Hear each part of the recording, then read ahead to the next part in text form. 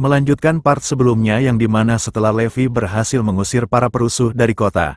Karena hal itu akhirnya Sheryl diakui oleh orang-orang di sana sebagai ratu mereka. Tak lama Levi juga menanyakan tentang keberadaan Emma kepada orang-orang di sana. Dan rupanya Emma saat ini telah ditahan di penjara bawah tanah milik kerajaan Ksatria. Rupanya Emma dimasukkan satu sel bersama sang pangeran. Akan tetapi tiba-tiba saja sang pangeran mencekik Emma setelah mengetahui kalau Emma akan kembali ke sisi Sheryl.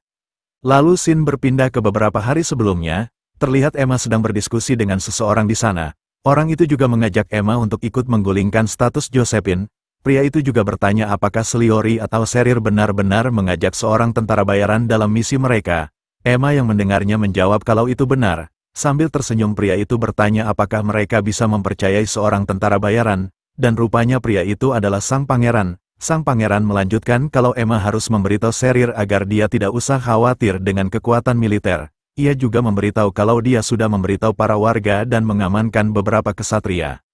Sambil tersenyum sang pangeran mengajak Emma dan Sheryl untuk bersama mengatasi krisis yang terjadi di kerajaan mereka. Lalu scene kembali ke waktu saat ini. Dengan nada marah sang pangeran mengatakan, apa yang bisa dilakukan oleh orang rendahan yang terpaksa menarik seorang tentara bayaran yang tinggal di tempat kumuh? Emma yang mendengarnya menjawab kalau sang pangeran harus berpikir jernih. Ia juga mengungkapkan kalau sang pangeran terlihat seperti orang lain. Akan tetapi sang pangeran menjawab kalau ini adalah dirinya yang asli. Ia juga mengungkapkan kalau selama ini dia sudah menahan hasratnya sendiri. Ditambah lagi sang pangeran sangat yakin kalau dirinya lah yang bisa menyelamatkan Ksatria. Melihat ekspresi pangeran, Emma bergumam, ini kegilaan, dia tidak berada di kondisi yang baik. Dia tidak pernah terlihat seperti ini sampai dia ditangkap oleh Josephine. Apa yang sebenarnya terjadi? Gumamnya, dan karena tidak memiliki pilihan lain, Emma terpaksa membuat sang pangeran pingsan. Ia juga meminta maaf kepada sang pangeran sambil membaringkannya. Beberapa ksatria langsung memeriksa kondisi di dalam penjara setelah mereka mendengar keributan di sana. Ia juga bertanya kepada Emma mengapa sang pangeran terbaring. Emma yang mendengarnya hanya meminta maaf sambil memberitahu mereka kalau dia akan keluar dari sana. Para penjaga menjawab kalau Emma harus kembali ke dalam sel, dan jika menolak maka mereka akan menundukkan Emma. Emma yang mendengarnya menjawab kalau dia tidak memiliki dendam kepada mereka berdua. Karena semua itu termasuk dalam misinya, ia juga meminta mereka berdua untuk maju. Jelas kedua penjaga itu langsung maju bersamaan untuk menyerang Emma. Salah satu penjaga langsung mengayunkan pedangnya, akan tetapi Emma masih bisa menghindari serangan tersebut. Lalu tanpa diduga satu penjaga telah bersiap dengan pedangnya. Jelas Emma begitu terkejut melihat serangan dua sisi tersebut. Serangan itu berhasil melukai bahu kiri Emma. Emma yang masih belum menyerah langsung mencengkram pedang itu dengan satu tangannya. Si penjaga yang melihatnya meminta Emma untuk melepas genggamannya. Karena jika penjaga itu memutar sedikit saja maka jari Emma akan hilang. Namun Emma malah menantang penjaga itu untuk melakukannya. Melihat Emma terdesak, rekan penjaga itu langsung maju untuk melumpuhkan Emma. Emma yang menyadarinya langsung menendang kepala penjaga itu yang membuatnya langsung terlempar ke arah rekannya. Di kondisi yang memprihatinkan Emma bergumam, sial pundakku terluka, tidak mungkin untuk bertarung dengan tangan ini. Melihat Emma yang terlihat kelelahan, para penjaga langsung maju bersamaan. Emma yang melihatnya telah bersiap menerima serangan kedua penjaga itu. Dengan posisi bertahan Emma bergumam, jika aku mengulurkannya lagi, tidak ada untungnya bagiku. Aku harus menggunakan tangan tak berguna ini untuk menahan dan melewati mereka. Setelah melihat ksatria itu sudah dalam jangkauannya, Emma langsung melayangkan satu pukulan keras ke arah wajah satu ksatria. Melihat rekannya tumbang, satu penjaga yang tersisa langsung menyiapkan kuda-kudanya, dan langsung mengayunkannya ke arah Emma. Namun Emma berhasil menghindar sambil menabrak tubuh penjaga itu.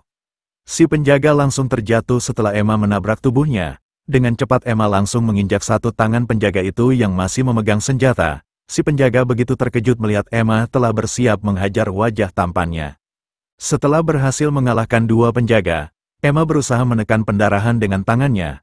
Meskipun terluka parah, ia terus berjalan menuju pintu keluar penjara. Akan tetapi meski ia mencoba bertahan, namun karena pendarahan yang dialaminya, secara perlahan Emma mulai kehilangan kesadarannya. Ia juga terus berandai jika dia sekuat Levi mungkin ia tidak akan mendapatkan luka separah ini. Tak lama terdengar seseorang tengah berbicara kepada Emma. Misi pengawalan saja cukup buruk, dan sekarang misi kabur. Jelas Emma begitu kaget dan langsung melihat ke arah suara itu berasal. Ternyata seseorang telah menunggunya di sana. Rupanya orang itu adalah sang Jenderal Kaiser. Kaisar begitu kecewa dengan sikap Emma yang menyelesaikan masalah dengan jalan yang salah karena masalah ini bisa selesai jika mereka berpikir dengan jernih. Emma yang mendengarnya menjawab kalau semua itu bukan sesuatu yang dilakukan secara pribadi, ia juga memberitahu kalau dia sudah berjanji kepada sang putri dan negara ini. Kaisar yang mendengarnya menjawab kalau dirinya juga kekurangan emosi pribadi, ia juga mengungkapkan kalau dia sangat berharap kesejahteraan Ksatria. Lalu scene berpindah, terlihat seseorang tengah berdiri di atas menara istana, dan rupanya dia adalah sang raja. Sang raja begitu kecewa dengan pemberontak yang dilakukan sang pangeran, ditambah lagi ia juga tidak tahu keberadaan Putri Sherir saat ini, dan lagi ia harus menghadapi tetua yang terus merendahkan Ratu Josephine. Rupanya Josephine juga berada di sana. Sambil tersenyum Josephine menjawab kalau sang raja tidak perlu menyalahkan dirinya. Ia juga bertanya bukankah sang raja sangat menyayangi kerajaan Ksatria. Josephine juga melanjutkan kalau sang raja tidak membuat kesalahan apapun. Jelas sang raja begitu senang setelah mendengarnya. Lalu Josephine melanjutkan, tentu saja yang mulia, semua itu hanyalah usaha untuk merendahkanmu. Namun jangan khawatir rajaku, meski seluruh dunia membencimu, aku akan tetap di sisimu, ucap Josephine. Jelas sang raja begitu bahagia mendengarnya. Sambil memeluk Josephine, sang raja mengungkapkan kalau dia sangat bahagia memiliki istri yang selalu mendukungnya di situasi apapun. Josephine yang mendengarnya bergumam, tentu saja akulah yang akan meruntuhkan negara ini. Tapi kalau setiap hari berurusan dengan patua ini sungguh melelahkan, berapa lama lagi kau hanya akan diam dan menonton? Apa kau berencana untuk tetap diam hingga kerajaan ini benar-benar runtuh, yang pada akhirnya satu-satunya yang tersisa adalah sang naga? Lalu scene berpindah di dalam perpustakaan kerajaan, terlihat si penjaga terus memandang ke arah istana. Pria itu mengatakan, tidak peduli seberapa kuat suatu kerajaan, pada akhirnya kerajaan itu terbatas. Apa kau pikir kau bisa memancingku keluar untuk mengganggu hiburan sekilas ini? Lalu tiba-tiba saja pandangannya teralihkan dengan keributan yang berasal dari dalam perpustakaan. Rupanya tempat yang dikira Sherir aman adalah perpustakaan kerajaan. Dengan percaya diri Sherir mengatakan kalau semua orang bisa beristirahat dengan tenang di sana. Ia juga memberitahu kalau perpustakaan ini sangat terbatas untuk semua orang, kecuali keluarga kerajaan. Namun ia sangat yakin kalau tempat ini aman selama tidak ada yang mengganggu perpustakaan ini. Semua orang di sana begitu tidak percaya kalau orang biasa seperti mereka bisa masuk ke dalam tempat itu.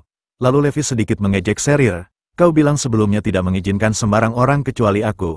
Tapi sekarang orang biasa saja bisa masuk. Jelas Sherir begitu syok setelah Levi mengatakan itu. Dengan nada serius Levi melanjutkan. Meski jika aku meraih tujuanku semudah ini, apa yang akan terjadi?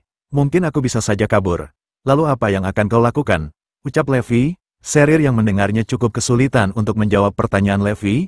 Ia terus memikirkan cara untuk bisa menjawab pertanyaannya. Levi yang melihatnya bergumam. Hei, itu candaan. Kau tidak menganggap serius kan? Ya, seperti dugaanku kau pasti tidak memikirkannya sampai sini.